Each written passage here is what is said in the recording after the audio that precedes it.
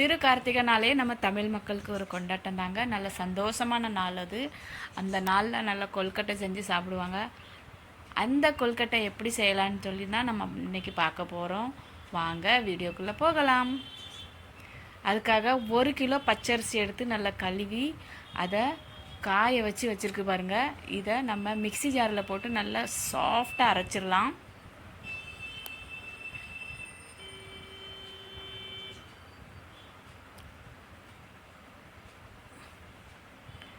இந்த பாருங்க அரைச்சாச்சு. இதை நம்ம ஒரு பாத்திரத்தில் மாற்றிடலாம். அப்புறம் நம்ம ஒரு 7-8 ஏலக்காய் எடுத்துக்கலாம். ஏலக்காய் பவுடர் இருந்தாலும் நீங்கள் போடலாம். என்கிட்ட ஏலக்காய் பவுடர் இல்லை, அதனால் நான் ஏலக்காய் எடுத்தேன். அதை எடுத்து அதையும் சேர்ந்து நல்லா அந்த அரிசி கூட அரைச்சி அதையும் தனியாக மாற்றி வச்சாச்சு. அரிசி கூட அரைச்சி அப்புறம் ஒரு 100 கிராம் சிறு மெத்த பருப்பு எடுத்துருக்கு. இதை நல்லா வறுக்கணும். சிகப்பு நிறமாக மாறுறது வரை வறுக்கணும். இப்படியும் ஒரு 5-10 நிமிஷம் ஆகும். ஸ்லோ கேஸில் வச்சு வருங்க, இல்லைன்னா அது கரிஞ்சு போயிடும். அதனால் கொஞ்சம் ஒரு ஸ்லோ கேஸில் வச்சு ஒரு 5-10 மினிட்ஸ் ஆகும். 10 மினிட்ஸ் ஆகும், பார்த்துக்கிடுங்க. நல்லா வறுத்துக்கிடுங்க. சிகப்பு நிறமாக மாறுறது வரை வருங்க. நம்ம வறுத்தாச்சு. அதை நம்ம மிக்சி ஜாரில் போட்டுடலாம். அதையும் மாற்றி நல்லா கொரகொரப்பாக அரைக்கணும். நம்ம எதுக்கு அரைக்கோம்னா அதில் சிறுபைத்தம்பருப்பில் தோல் இருக்கும். அந்த தோலை நம்ம அரைச்சி அதை நம்ம அந்த தோலை தனியாக எடுக்க போகிறோம். அதனால தான் கொரகொரப்பாக நம்ம அரைக்கும். அரைச்சி இந்த மாதிரி நல்லா அரைச்சிக்கிடுங்க. அரைச்சி இப்படி படைங்க. படைச்ச பிறகு அந்த தோலெல்லாம் தனியாக வரும். தோலை நீங்கள் தனியாக எடுத்துடலாம். அப்புறம் அதையும் அந்த அரிசி மாவு கூட நம்ம சேர்த்துடலாம். சேர்த்துட்டு இப்போது 1 கிலோ வெல்லம் எடுத்திருக்கேன். இந்த வெல்லத்தை கொஞ்சமாக தண்ணி சேருங்க. ரொம்ப தண்ணி சேர்த்துறாதுங்க, அப்புறம் இனிப்பு காணாமல் போயிடும். கொஞ்சமாக தண்ணி சேர்த்து சின்ன சின்ன பீஸாக உடச்சி போடுங்க. நான் கொஞ்சம் பெரிய பெரிய பீஸாக போட்டுட்டேன். கொஞ்சம் நேரம் ஆச்சு. இது மெல்ட் ஆகிறதுக்கு கொஞ்சம் நேரம் ஆச்சு. அதனால் நீங்கள் கொஞ்சம் சின்ன சின்ன பீஸஸாக போட்டால் சீக்கிரமாக அது நல்லா மெல்ட் ஆயிரும், சூப்பராகிரும். அப்புறம்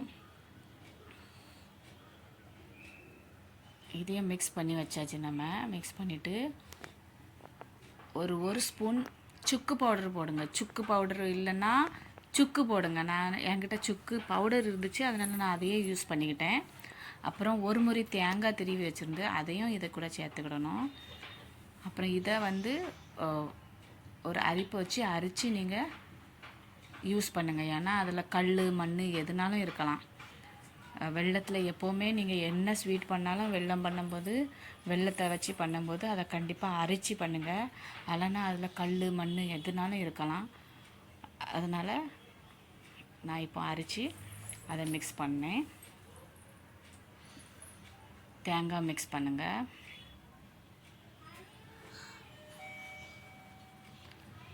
நல்லா ஒரு சப்பாத்தி மாவு பண்ணிடுற மாதிரி அந்த பதத்தில் நீங்கள் பனைச்சிக்கிடுங்க. கொஞ்சம் சூடாக இருக்கும், அதனால தான் ஸ்பூன் யூஸ் பண்ணேன். குழந்தைகளுக்கெல்லாம் ரொம்ப பிடிக்கும். இதை நீங்கள் பண்ணி செஞ்சு பாருங்கள். ரொம்ப சூப்பராக இருக்கும், டேஸ்டியாக இருக்கும். நடுநடுவில் சிறுபயிறு பருப்பு வரும். அது நல்லா ருசியாக இருக்கும். தேங்காய் இருக்குல்ல, அதனால் நல்லா ருசியாக இருக்கும். சின்ன பிள்ளைகளுக்கு ரொம்ப பிடிக்கும். கண்டிப்பாக நீங்கள் செய்யுங்க. இது ஃபஸ்ட் டைம் செய்கிறதா இருந்தால் கண்டிப்பாக செஞ்சு பாருங்கள். என் வீடியோ பார்த்துட்டு கொஞ்சமாக உப்பு போடலாம். உப்பு போட மறந்தாச்சு, அதனால் இப்போது லாஸ்ட்டில் போட்டுட்டோம். நாங்கள் எந்த ஸ்வீட் பண்ணாலுமே எந்த பண்டம் பண்ணாலுமே கண்டிப்பாக கொஞ்சமாக உப்பு சேர்த்துக்கிடுங்க. உப்பு இல்லாத பண்டம் குப்பையிலன்னு சொல்லுவாங்க, நீங்கள் கேள்விப்பட்டிருப்பீங்க. அதனால் கொஞ்சமாக உப்பு போட்டால் தான் அந்த டேஸ்ட் வரும். உப்பு போட்டு நல்லா அழகாக பெனஞ்சி வச்சாச்சு. அப்புறம் வாழை எடுங்க. வாழை இந்த மாதிரி பீஸாக வெட்டி வச்சுக்கிடுங்க. எந்த அளவுக்கு உங்களுக்கு வேணுமோ அந்த அளவுக்கு. நாங்கள் ரொம்ப சின்னதாக தான் பண்ணணும். அதை நல்லா க்ளீன் பண்ணுங்கள். வாழை துணியை வச்சு நல்லா தொடச்சிக்கிடுங்க. அதில் எதுனாலும் இருக்கலாம், மண் இருக்கலாம், அழுக்கு இருக்கலாம். அதனால் தொடச்சிட்டு அப்புறம் நம்ம அந்த சப்பாத்திக்கு மாவு எடுக்கிற மாதிரி சின்ன உருண்டையாக எடுத்து அதை நல்லா ஃபுல்லாக லாஸ்ட் வரை வச்சிடாதுங்க. 2 சைடுமே கொஞ்சம் கேப் போட்டு வைங்க. ஏன்னா அது கொல்கட்டை வளரும்னு சொல்லுவாங்க. கண்டிப்பாக அது வளர்ந்துச்சு, எங்களுக்கும் வளர்ந்து வெளியே வரும். அதனால் நீங்கள் முதலே பெருசாக வச்சுட்டனைக்கு அது இன்னும் கொஞ்சம் வெளியே வந்துடும்.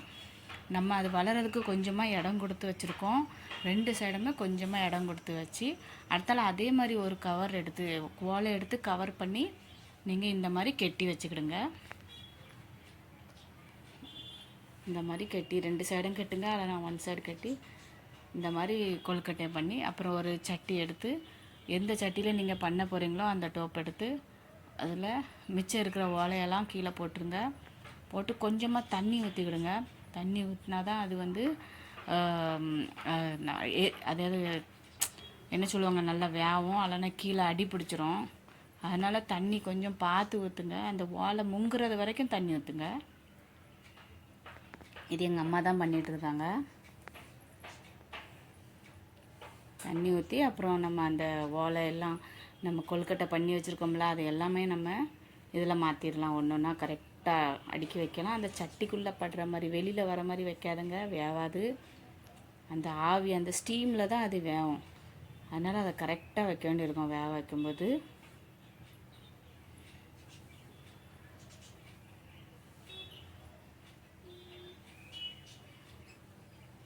இந்த மாதிரி எல்லாமே வச்சு ஒரே நேரத்தில் வைக்க முடிஞ்சால் ஒரே நேரத்தில் வைங்க. இல்லைன்னா கொஞ்சம் கொஞ்சமாக உங்களுக்கு கொஞ்சம் கொஞ்சமாக வைக்கணும்னா கொஞ்சம் கொஞ்சமாக வேக வைங்க. நாங்கள் பெரிய சட்டி தான், அதனால் நாங்கள் எல்லாமே மொத்தமாக வச்சுட்டோம். வச்சு அதை கேஸில் வச்சு அதை மூடி அதுக்கு அளவுக்கு ஒரு மூடி எடுத்து கரெக்டாக நாங்கள் மூடி அந்த ஆவி வெளியே போகாமல் இருக்கிற மாதிரி நாங்கள் கரெக்டாக மூடி வச்சிட்டோம். இது ஒரு 10 நிமிஷம் ஆகுங்க இது வேவதுக்கு. நல்லா காற்றெல்லாம் வெளியே போகாமல் இருந்தால் கண்டிப்பாக 10 நிமிஷத்தில் வெந்துடும். சூப்பராக வெந்துடும்.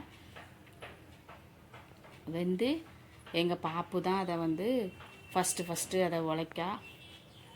அவள் சாப்பிட்டு பார்த்துட்டு ரொம்ப சூப்பராக இருந்துன்னு சொன்னால். அந்த மாதிரி நீங்களும் கண்டிப்பாக வீட்டில் இந்த மாதிரி பண்ணி எனக்கு ஒரு கமெண்ட் பண்ணுங்கள். எப்படி இருந்துச்சு, நீங்கள் எப்படி பண்ணீங்க, ஈஸியாக இருந்துச்சா, கஷ்டமாக இருந்துச்சா, பிடிச்சிருந்தா பிடிக்கலையான்னு சொல்லி கரெக்டாக நீங்கள் பண்ணி பார்த்துட்டு எனக்கு கமெண்ட்டில் நீங்கள் எனக்கு சொல்லுங்கள் நல்லா இருந்துச்சா நல்லா இல்லையான்னு சொல்லி. இந்த வீடியோ பிடிச்சிருந்தா ஒரு லைக் பண்ணுங்கள், கமெண்ட் பண்ணுங்கள், ஷேர் பண்ணுங்கள். பாய் பாய்.